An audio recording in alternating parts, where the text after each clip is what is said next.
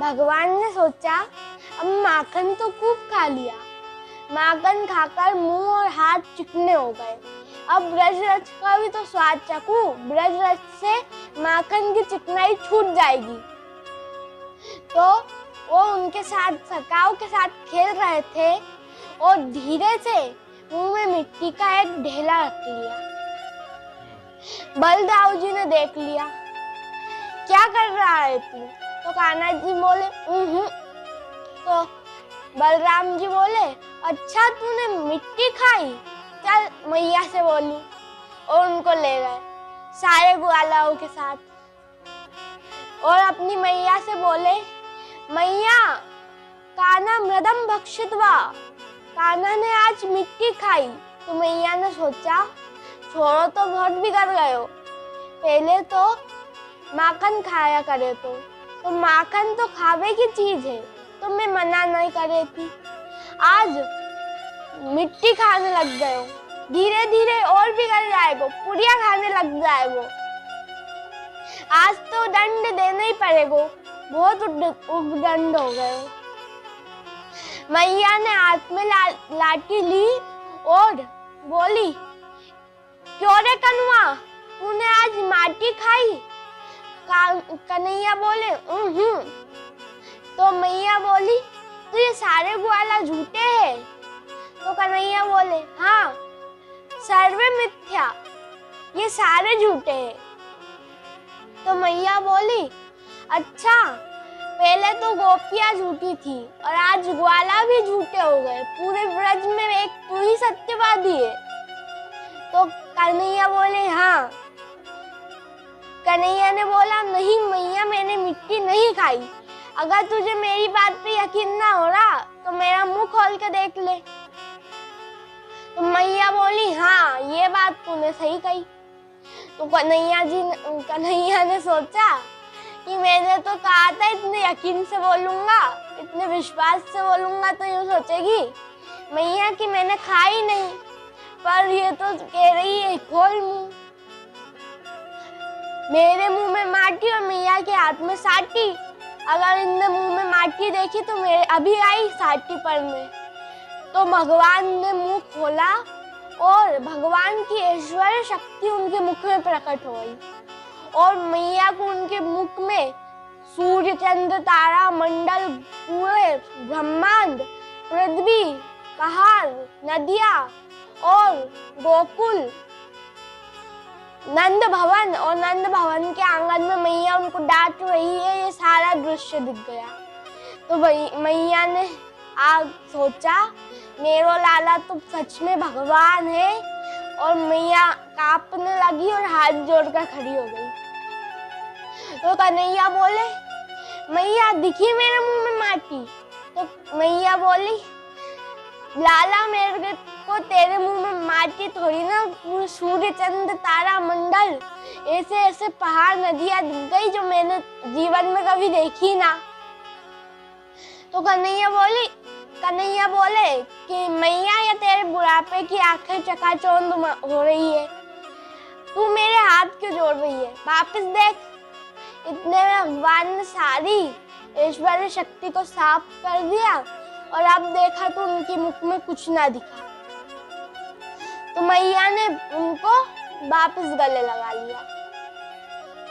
एक दिन दिवाली का समय था, मैया ने सारे दास दासियों को साफ सफाई में लगा दिया और खुद माखन मधने लगी कि मेरा लाला उठते ही सद माखन मांगेगा। तो वो माखन मधने लगी। तभी लाला जागकर थाली लेकर बैठ गए, मैया भूख लगी है, कुछ खावे को दे दे, ऐसा कहा। तो मैया बोली, लाला अब सद माखन तो निकलो नहीं। तो मैया उनको स्तनपान कराने लगी, दूध पिलाने लगी।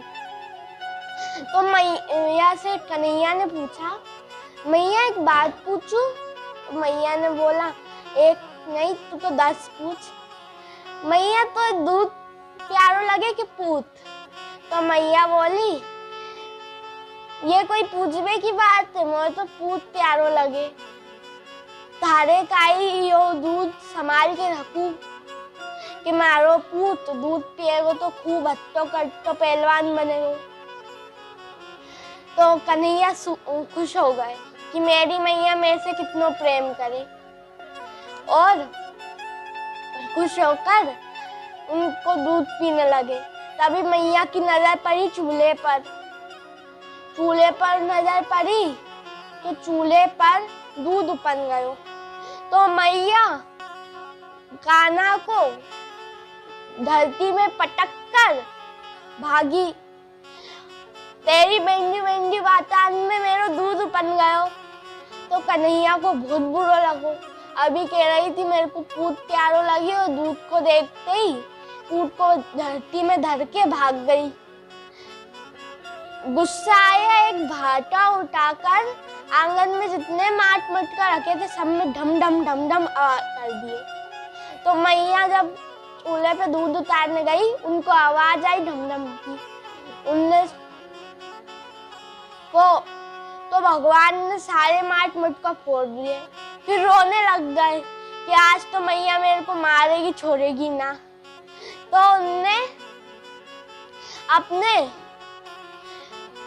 अपने बंदर उनको बुलाया, मुंह से ऐसी आवाज निकाली कि आंगन में लाखों सैकड़ों बंदर आ गए। तभी वहां पर मैया आ गई उनकी आवाज सुनकर। तो मैया बोली कि मोर तो गोपियन की बातन पे विश्वास ना हो करे तो आज याने बंदरों ने अपने घर में बुला लियो। मेरे सास के जमाने के काले काले चिकने चिकने बर्तन फोड़ दिए सारे। तो बोली, एक कनुआ अब बताऊं मैं तो ऐसो कह के कि आप ऐसो मारुआ तो है कि छठी को दूध याद आ जाएगो। आगे कनुआ और पीछे मैया डंडा लेकर। सुखदेव जी बोले, परीक्षित कर लो ऐसे वाक्य ब्रह्म के दर्शन। आगे कन्हैया और पीछे मैया डंडा लेके। तो मैया की तो सांस उतर गई। एक जगह बैठ के बोली, कनुआ जल्दी हाथ में आ जा, नहीं तो इतना मारूंगी कि छठी को दूध याद आ जाएगो। तो कन्हैया बोले, मारेगी इसलिए ही भाग रहे। तो मैया बोली, नहीं कनुआ नहीं मारूंगी। तो कन्हैया बोले, नहीं मारेगी तो क्या करेगी? तेरी आरती करूँगा, तेरी आरती करूँगा। तो कन्हैया आरती को मतलब समझ नहीं पाए। वो बोले, अगर आरती करेगी तो ये डंडी तेरे हाथ में क्यों है, ये लकड़ी का डंडा। तो ये बुढ़ापे के में तो डंडे का ही सहारा लेना पड़ता है। ले ये फेंक दिया डंडा। और कन्हैया समझ नहीं पाए और आरती करवाने आ गए। जैसे ही आरती करवाने आए, मैया ने गप से हाथ पकड़ लिया, गप से हाथ पकड़ लिया और बोली, अब बताऊंगा तेरे को, ऐसो मारूंगा कि छठी को दूध याद आ जाएगा। बुढ़ापे में सांस उकरा दी और उनके कान पकड़ के ले जा रही थी। तो कन्हैया रोने लगे।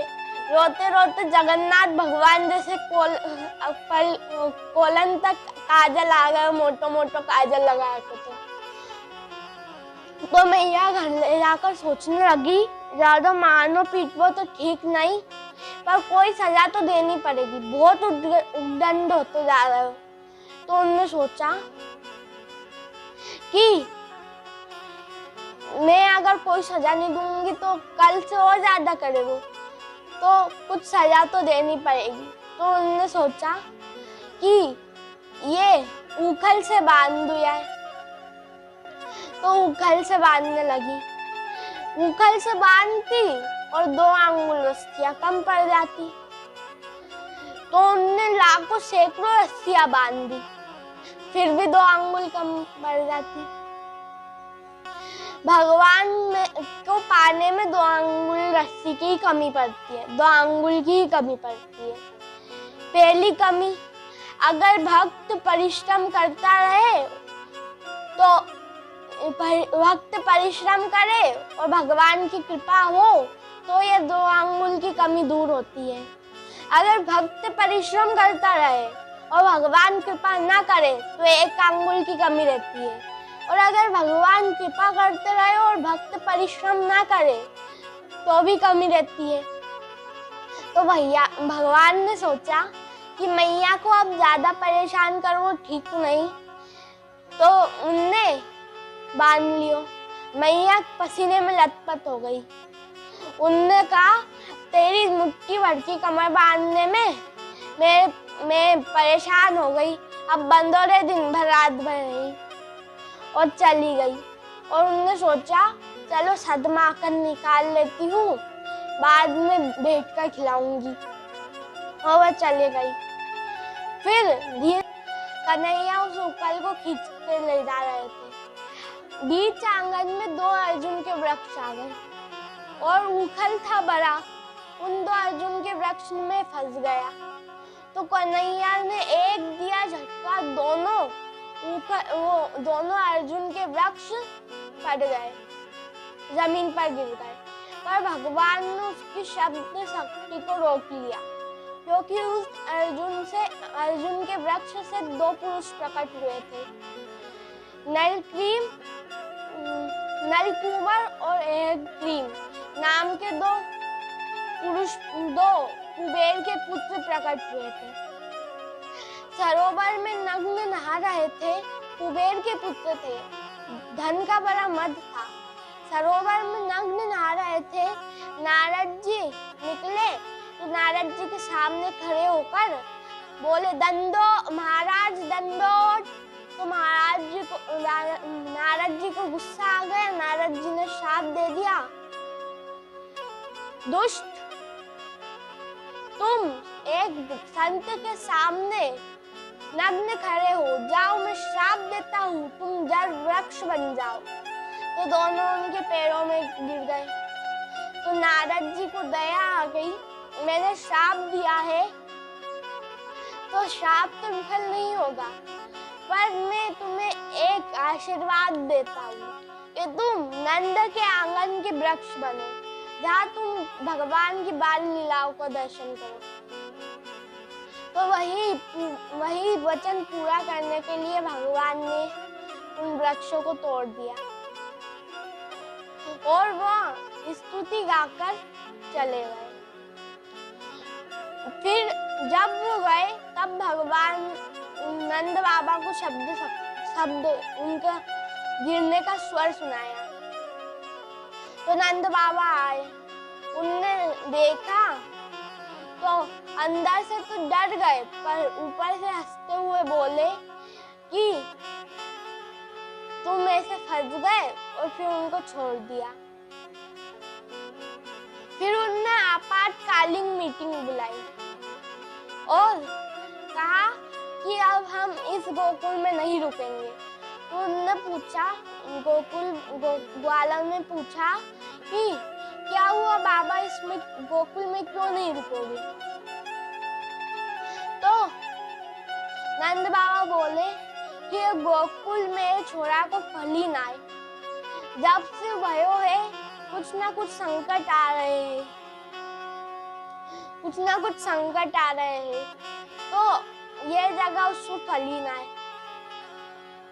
तो इस जगह को छोड़ना पड़ेगा। तो ग्वाल बोले तो कहाँ जाएंगे? तो उपनंद आकर बोला कि अपने गोकुल के बगल में बहुत सारे वन हैं, तुलसी वृंदावन, कामवन, यदवन, ऐसे कई वन हैं। उनमें से मुझको एक वन बहुत अच्छा लगता है। कौन सा? वृंदावन। वृंदावन यानी तुलसी, वृंदा नाम तुलसी का, तुलसी वन। वहाँ पर संत महात्मा बहुत रहते हैं, वहाँ पर नदी है, वहाँ पर हरियाली है, अच्छा बहुत अच्छी जगह है।